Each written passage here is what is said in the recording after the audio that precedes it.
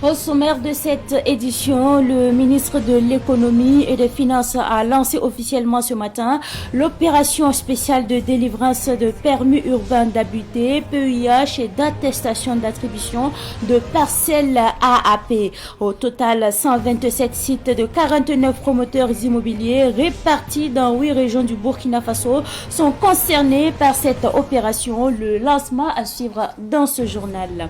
Et puis, l'artiste musicien Sofiano vient de dédicacer son 4e album intitulé La main de Dieu. C'est un album de 14 titres qui dépeint les maux de la société. Sofiano Le Chao a présenté son album en présence des parents, amis et hommes de médias. La dédicace à suivre dans ce journal. Mesdames et messieurs, bonsoir et bienvenue à ce rendez-vous consacré à l'actualité sur Savane TV. 72 heures maximum, c'est le délai imparti pour obtenir son permis urbain d'habiter PEIH et son attestation d'attribution de parcelles AAP dans les zones aménagées par les promoteurs immobiliers. L'opération d'attribution des 10 documents a été officiellement lancée ce matin.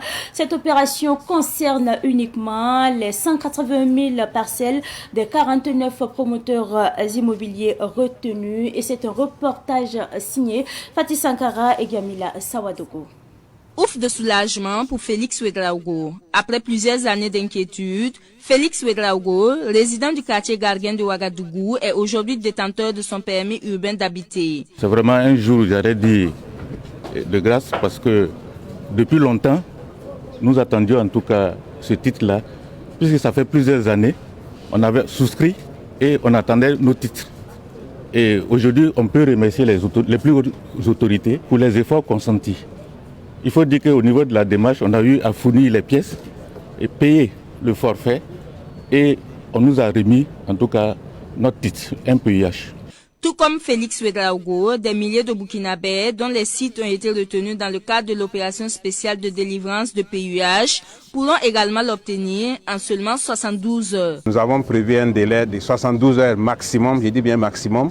Cela veut dire qu'il est possible qu'on puisse même délivrer avant les 72 heures pour faire en sorte que les 180 000 acquéreurs qui ont été identifiés sur les 127 sites appartenant aux 49 promoteurs immobiliers identifiés, que ces acquéreurs puissent avoir leur titre dans le délai d'un mois qui a été imparti.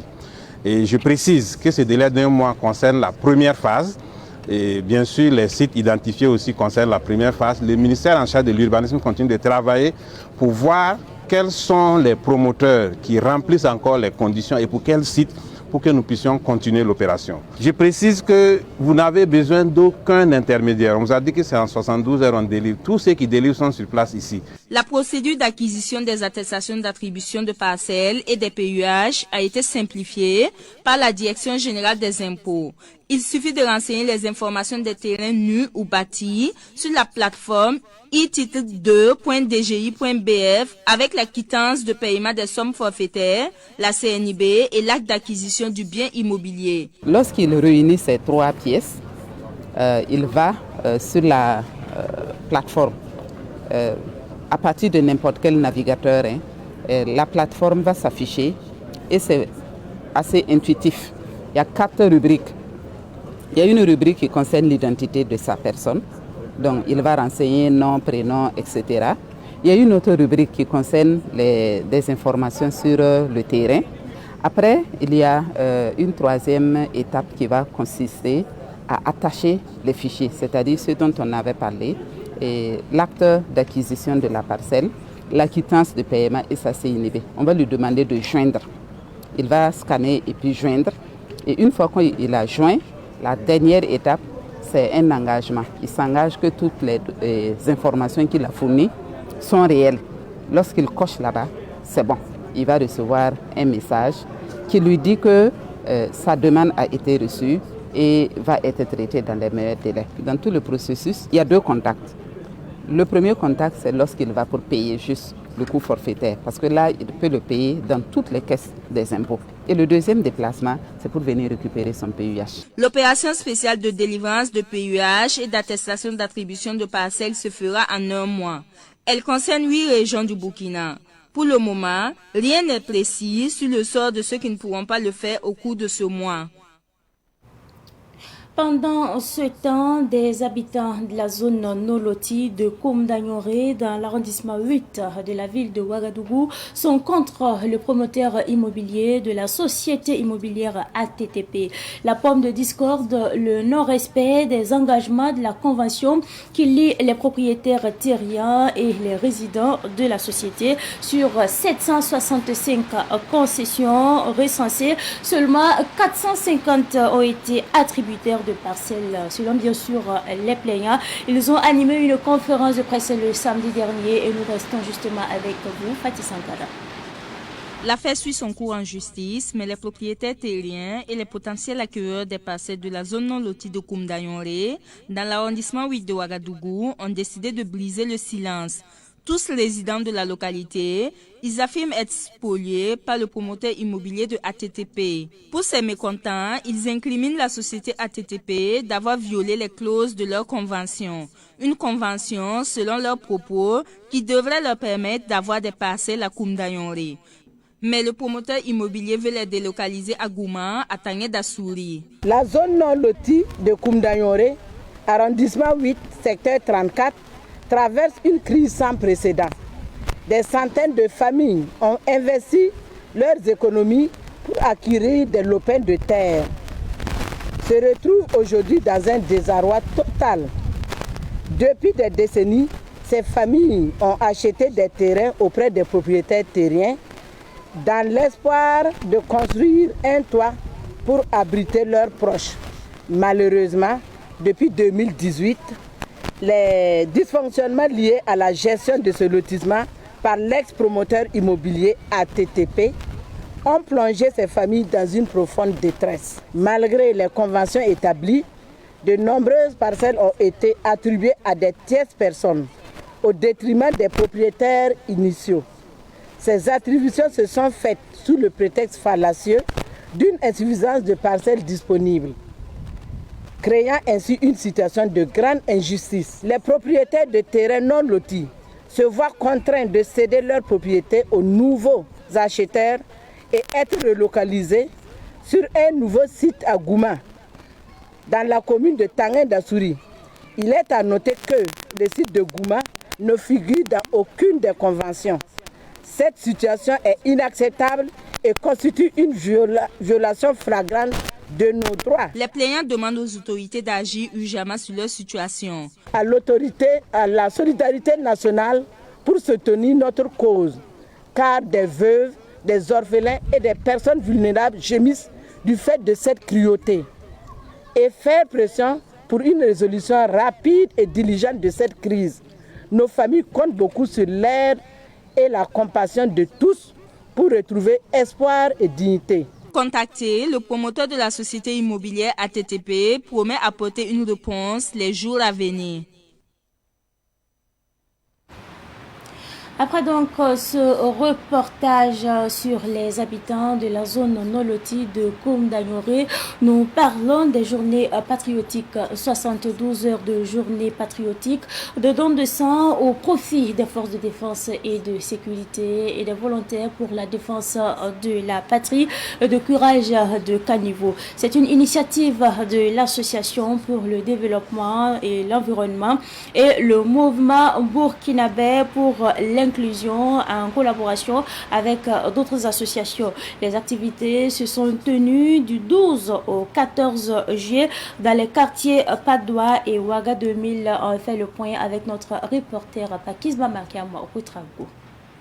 Dans le cadre de l'initiative présidentielle pour le développement communautaire, une coalition des associations de l'arrondissement 12 a initié 72 heures de journée patriotique, dont de sang et curage des caniveaux dans l'arrondissement 12 de Ouagadougou. Organiser ces journées, c'est participer à l'élan patriotique, c'est participer à l'assainissement de notre environnement et participer également à sauver des vies en donnant notre sang et en curant les caniveaux justement qui est dans notre environnement direct. C'est une invite à toute la population d'ailleurs à s'engager pour le bien-être des citoyens burkinabés que nous sommes et pour accompagner, comme je l'ai dit, l'élan patriotique de nos dirigeants pour dire que nous sommes engagés pour le bien-être de notre nation. Une activité à encourager par la délégation spéciale de l'arrondissement 12 de Ouagadougou. C'est une activité que nous accompagnons. Nous sommes là pour encourager les initiateurs, donner l'exemple à la population, à la jeunesse qui est là, que nous devons nous mobiliser. C'est de telles activités qu'il faut pour assainir notre cadre de vie, pour nous éloigner des maladies comme la dengue et le paludisme. Zali Sapare lance un appel à la population en général et à la jeunesse en particulier. Je voudrais lancer un appel à la jeunesse de l'arrondissement 12, à toute la population, afin qu'il y ait une mobilisation massive pour participer à ces activités-là, pour assainir notre cadre de vie, pour nous protéger et aussi pour éviter les inondations. Car quand les caniveaux sont bouchés et qu'il y ait une pluie, il ne peut qu'y avoir des inondations. Nous travaillons à éviter de boucher les caniveaux avec les ordures. En ces temps d'hivernage, le curage des caniveaux favorise l'écoulement des eaux de pluie et épargne des inondations. Cette fois-ci, nous parlons de ATP, Africaine des Travaux Publics, qui a laissé parler son cœur dans la région du Nord. Elle a offert du matériel informatique et bureautique, des appareils médicaux, des bons de carburant et des enveloppes financières au gouvernorat, à la direction régionale de la santé, à la RTB de Nord, aux forces de défense et de sécurité et à la Cour royale du Yatenga. Ce dont vise donc à soulager ces structures qui ont subi la furie des manifestants du 29 janvier dernier à Wayougia. La cérémonie de remise a eu lieu le vendredi dernier en présence de notre reporter Daouda Yamego. La RTB2 Nord reçoit environ 5 millions de francs CFA comme contribution pour la remise en état de ses locaux. Fils de cette région qui a été très sensible au cri de cœur des autorités régionales, mais aussi de la RTB, face à l'ampleur des dégâts causés lors de la manifestation de janvier dernier. C'est un acte hautement citoyen parce que en janvier dernier, nous étions très tristes et on se posait des questions quant à notre possibilité de pouvoir remettre en l'état les équipements endommagés, mais également en notre capacité de pouvoir sécuriser ce qui a été endommagé. Qu'est-ce qui prouve que véritablement demain, il n'y aura pas d'autres mouvements de cette même ampleur. Mais le geste que ce fils de la région vient de poser vient témoigner du fait que la RTB est une structure importante pour la région, importante pour l'ensemble de la population, au point que chacun doit mettre sa main à la pâte pour qu'on puisse travailler à la développer au service de tous. La direction régionale de la santé a reçu des appareils médicaux, des produits anti-moustiques et des lits d'hospitalisation.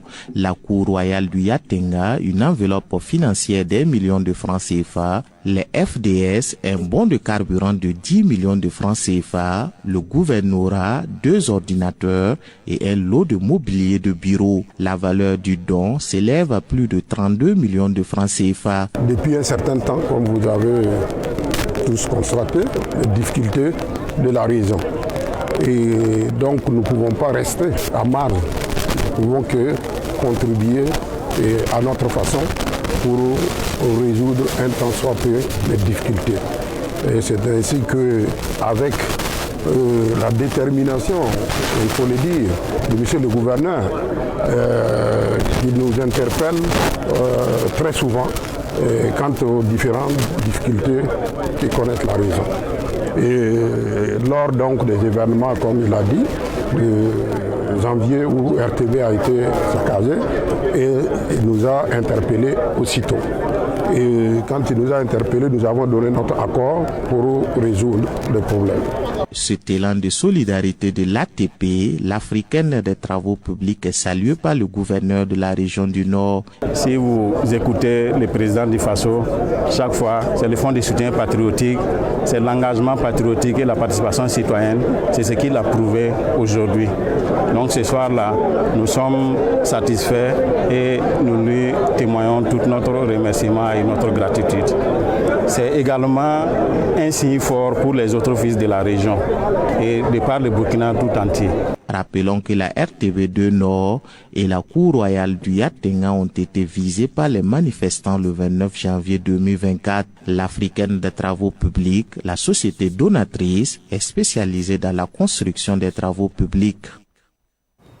Après la cité de Nabakango, retour à Ouagadougou pour parler du réseau des jeunes patrons de l'UEMOA qui a organisé le samedi dernier la cérémonie de lancement de ses activités, une cérémonie marquée par des panels. Les précisions avec Amel Joël Compaoré et Rose Ouetraouko. Le réseau des jeunes patrons de l'espace Union économique et monétaire ouest-africaine, UEMOA, regroupant les jeunes entrepreneurs, les chefs d'entreprise et les leaders d'associations, marque ici un arrêt pour lancer officiellement ses activités. Cette cérémonie intervient une année après que le réseau a vu le jour, ici au Burkina Faso. C'est un réseau qui regroupe uniquement que des jeunes chefs d'entreprise. Chacun a son activité, chacun a son domaine d'activité bien précis. Et maintenant, nous nous sommes réunis pour un seul objectif. Voilà, essayer de travailler pour au moins créer un marché à l'interne, d'abord pour nous, mais également à l'externe, vu qu'on a déjà des coordinations dans les autres pays. Également, voilà, une fois qu'on se réunit, on a la force, on pourra participer aux instances décisionnelles. Également, on peut également plaider, voilà, pour certaines faveurs, voilà, au profit de nos entreprises. Il y a également le renforcement des capacités. C'est bien vrai que nous sommes en activité, mais on apprend toujours. Voilà, il faut toujours aller où il le faut et travailler avec des partenaires voilà, pour renforcer nos capacités. Nous sommes en train de développer des projets collectifs.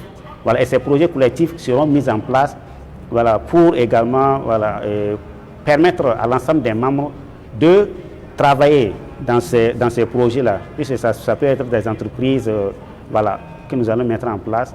Et là maintenant, chacun pourra tirer son épingle du jeu.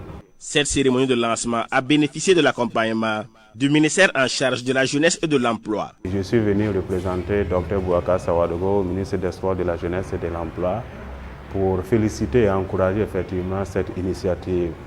Alors quand on dit réseau des jeunes patrons, ce sont des jeunes qui sont des entrepreneurs qui ont décidé de mettre ensemble leur expertise, leurs connaissances pour pouvoir donc promouvoir ce qu'ils sont en train de faire comme initiative. C'est pour cela que le ministère, en tout cas avec monsieur le ministre, m'a envoyé donc de venir encourager et dire la disponibilité du ministère donc à accompagner cette initiative. Ces jeunes sont guidés et accompagnés par les aînés dans le domaine, à l'instar de Damo Justin Barrault, chef d'entreprise et ancien gouverneur de la BCAO.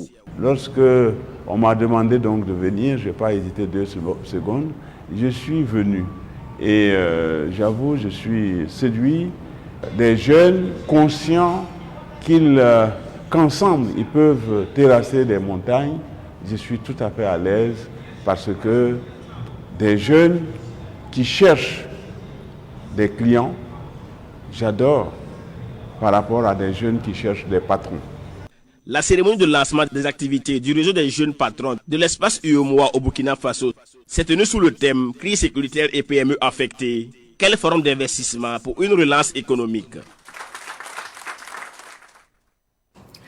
L'association Afrilang a clos le vendredi dernier sa première formation en langue nationale, une édition placée sous le thème technologie des langues. Cette première formation a regroupé plusieurs participants, dont des étudiants et des linguistes autour de l'utilisation des logiciels de langue. La clôture a eu lieu au siège de l'Association nationale pour la traduction de la Bible et de l'alphabétisation à Ouagadougou. Le compte rendu avec nos reporters, il s'agit là de Yacouba Kiamtouré, Fatih Sankara et Cynthia Zondana. Cette première session de formation sur les technologies des langues nationales permet d'initier les linguistes et les étudiants à l'utilisation des logiciels de traduction en langue nationale. Pendant 4 jours, ces participants ont appris les bases fondamentales sur la traduction des langues étrangères en langue nationale, telles que le moré, le fulfundé et le bissa. Ils reçoivent ici leurs attestations de fin de formation et invitent les étudiants linguistes à s'intéresser à ce genre de formation. Cette formation m'a appris beaucoup de choses parce que moi je suis docteur en linguistique et quand je faisais ma maîtrise et mon DEA, les instruments que nous avons utilisés c'était vraiment, j'allais dire, l'analyse traditionnelle. Aujourd'hui avec les logiciels, c'est vraiment très facile et nous conseillons tous les étudiants de s'approprier ces instruments-là qui permettent de faire l'analyse phonologique rapidement, voilà, pour pouvoir avoir les différents sons dans la langue et puis pouvoir faire beaucoup d'exploitation. En tout cas, ce qui m'a vraiment touché dans cette formation, c'est qu'on arrive à faire avec les logiciels beaucoup de choses en très peu de temps. La formation en langue nationale sur le numérique est voulue par l'association Afrilang. Elle tient à mettre les langues nationales au service du développement. Et dans le traitement des données, l'informatique a pris place parce que l'informatique est appliquée dans tous les domaines, également dans le domaine des langues. Et cette formation va permettre aux professionnels des langues de pouvoir traiter un certain nombre de données à travers l'ordinateur, notamment par rapport aux 3 logiciels que nous avons pu voir. Le premier logiciel, c'est Flex. Flex, c'est un logiciel qui permet de collecter les données linguistiques et de les traiter afin d'aboutir à des dictionnaires de langue. Et ces dictionnaires-là, nous pouvons en avoir sur papier, et sur téléphone, en application, également ou sur ordinateur. Le deuxième logiciel, c'est le Phonology Assistant qui permet de traiter les mots, les phonèmes de la langue, et toute la distribution, et pour le linguiste, il ne reste qu'à interpréter. Et Phonology Assistant, ça c'est au niveau de la voix également. L'association Afrilang est une association qui œuvre pour la promotion des langues nationales. Elle a formé pour cette première session 15 personnes en 10 langues nationales. L'association envisage d'organiser d'autres sessions de formation au profit de la population. C'est parti pour la 2e édition de la saison du tourisme interne. L'Office national du tourisme ONTB a procédé samedi dernier au lancement officiel de cette 2e édition. Un événement marqué par la présence du ministre d'État, ministre en charge du tourisme, Jean-Emmanuel Ouedraogo. L'idée maîtresse de ce lancement est de sensibiliser les Burkinabés à l'importance de découvrir et d'apprécier bien sûr les trésors de leur propre pays. Explication avec Sidiki Kabré et Amadine Kabri. Promouvoir le tourisme interne et se ressourcer de l'histoire du pays. Telle est la vocation de l'ONTB à travers cette saison du tourisme interne. L'initiative vise à inciter les Burkinabés à visiter les sites historiques, culturels et naturels du Burkina Faso. Nous remarquons que les touristes ne nous viennent plus de l'extérieur. Et face à cela, il faut apporter une réponse. Une réponse qui consiste à mobiliser l'ensemble des Burkinabés et ceux qui résident au Burkina Faso à visiter les sites et attraits touristiques du Burkina.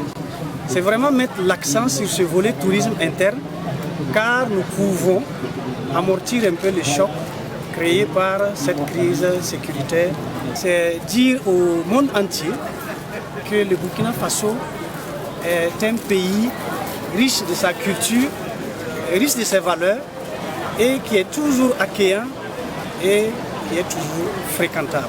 Pour le ministre d'État en charge du tourisme, il est essentiel de bien connaître sa nation pour mieux la servir. Selon lui, ces visites permettront de renforcer le sentiment de fierté nationale et d'unité tout en offrant des moments de détente en ces périodes de vacances. Nous avons lancé cette initiative qui chaque année appelle les Burkinabés à prendre d'assaut les sites touristiques, à faire en sorte que eux-mêmes puissent conter l'histoire. Parce que comme je l'ai dit, visiter un site touristique, ce n'est pas juste aller se distraire, c'est aller se ressourcer, c'est aller s'imprégner de valeurs, c'est aller connaître l'histoire. Je pense que c'est ce à quoi nous appelons tous les Burkinabés, c'est la période des vacances. Il faut donc prendre d'assaut les sites touristiques. Pour encourager les nationaux au tourisme interne, le ministre a annoncé une mesure de réduction de 50% des tarifs de visite sur l'ensemble du territoire national, ce qui réjouit les visiteurs. Nous allons essayer de nous mobiliser afin que durant ces vacances, même pendant l'année scolaire, nous puissions visiter les sites touristiques. Ça nous enrichit beaucoup, ça nous apprend beaucoup sur notre culture, sur nos valeurs. Donc c'est vraiment quelque chose de très intéressant. La saison du tourisme interne se déroule du 1er août au 30 septembre, une période stratégique qui coïncide avec les vacances scolaires. Mais l'Office national du tourisme burkinabé rappelle que le tourisme ne s'arrête pas à cette période. Chaque Burkinabé doit l'intégrer dans ses habitudes selon l'ONTB.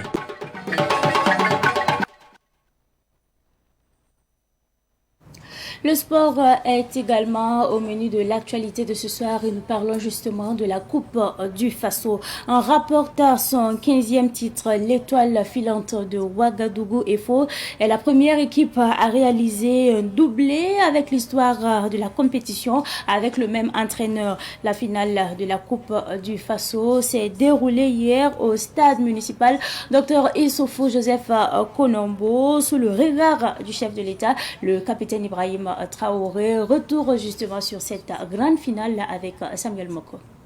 C'est finalement au tir au but que l'étoile filante de Ouagadougou EFO a pris le dessus sur les académiciens de Bama, Raimo FC. Après un score vierge de 0 but partout au coup de sifflet final, les joueurs de l'EFO ont cadré 5 tirs contre 4 pour Raimo FC. Le secret, c'est le travail et puis l'amour du travail. Parce que je pense que si tu travailles et que si tu as l'amour de ton travail, je pense que le bonheur te sourit. Mais je pense réellement aussi qu'il faut remercier Dieu. Quand tu es en haut, il ne faut pas dire que c'est toi. Parce qu'il y a quelque chose qui te protège, il y a Dieu qui est là. Et je suis toujours reconnaissant et je pense que je vais continuer à donner le meilleur de moi-même pour que je puisse engager d'autres critères avec EFO. Avec ce sacre en Coupe du Faso, l'étoile filante de Ouagadougou joue Afia de la Guinée en Coupe de la Confédération africaine. On est maintenant qu'on doit jouer contre Afia de Guinée et on va se préparer. L'année passée, on a goûté à la campagne, on sait comment on va aborder ces matchs-là maintenant. Le ministre en charge des sports, Boubacar Savadogo, a félicité les deux équipes pour le spectacle suscité. Nous avons assisté à une très belle finale qui s'est conclue par un tir au but. Nous avons aussi su que l'EFO, qui est une très grande équipe, qui sait faire passer l'expérience d'année en année, ils ont su gérer le fait qu'ils étaient en minorité, ils ont su le gérer parce qu'ils étaient sûrs de leur coup pour les temps dans les coupes de la CAF, l'AS Douane pour la Ligue des Champions et l'EFO pour la Coupe de Coupe. Donc nous allons, avec tous ces clubs-là et les différents partenaires, voir comment on peut les accompagner. Les autres années, aussi on les a accompagnés jusqu'à une certaine limite et nous allons rapidement échanger avec eux et puis la fédération. C'est le capitaine Ibrahim Traoré, chef de l'État, qui a donné le coup d'envoi de la finale. C'est aussi la 3e fois que l'EFO remporte une Coupe du Faso en séance des tirs au but. Et c'est la 5e finale d'une Coupe du Faso qui se termine au tir au but. L'EFO vainqueur a reçu des médailles et la somme de 10 millions de francs CFA. Raimo FC s'est consolé avec des médailles et la somme de plus de 7 millions de francs CFA.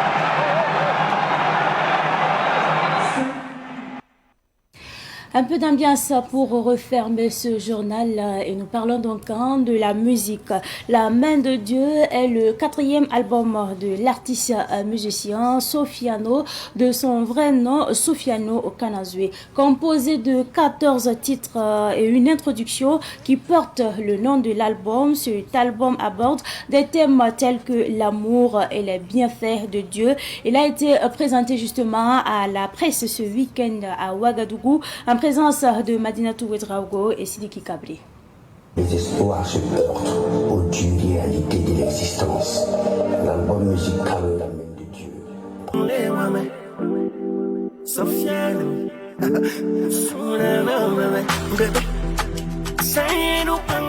Entre force, violence faite aux femmes, amour et chagrin d'amour, cet album La main de Dieu de l'artiste Sofiano en featuring avec les artistes burkinabés Salif Witika, Barak La Voix d'Or,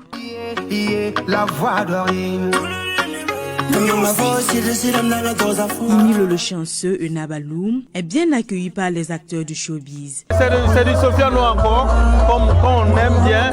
C'est un artiste talentueux, ça il n'a plus besoin de le prouver. Donc c'est un album de Sofiano, c'est un album de belle facture, sans grosse surprise, voilà, sans prise de risque. Mais c'est du Sofiano et on aime bien, c'est un album. Et parmi mes coups de cœur, il y a le featuring avec Emilo, il y a le featuring avec Barak la voix d'or. Pour moi, l'album est de belle facture, comme toutes les sorties de Sofiano d'ailleurs. Mon coup de cœur dans l'album, c'est vraiment le titre Panga. Voilà, c'est un titre que j'ai écouté avant même la sortie de l'album. C'est un titre qu'il jouait en live et partout. C'est une chanson qui me plaît énormément. L'artiste Sofiano totalise 10 ans de carrière musicale, couronnée par l'arrivée de cet album, La Main de Dieu. C'est pour remercier le Seigneur pour ses bienfaits. Il en profite également pour faire un clin d'œil à la situation actuelle du pays. Ça fait 10 ans qu'avec corps et âme, on travaille fort pour la réussite. Aujourd'hui, pour pouvoir dire merci à Dieu, le Burkina Faso a besoin de quelque chose, les gens ont besoin de rêver. Le nouvel album La Main de Dieu de l'artiste Sofiano est disponible en clé USB et en CD.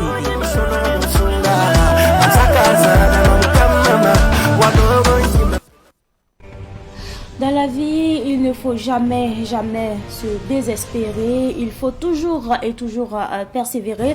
Les problèmes que nous rencontrons sont temporaires. Ça ne sert donc à rien de s'alarmer à tout moment. Soyez patients et travaillez dur car les belles choses ont leur temps. C'est tout pour cette édition du soir que j'ai pris d'ailleurs du plaisir à vous présenter. Merci à vous pour votre constante fidélité. Excellente suite de programme accompagné bien sûr de la télévision des Nouvelles Idées.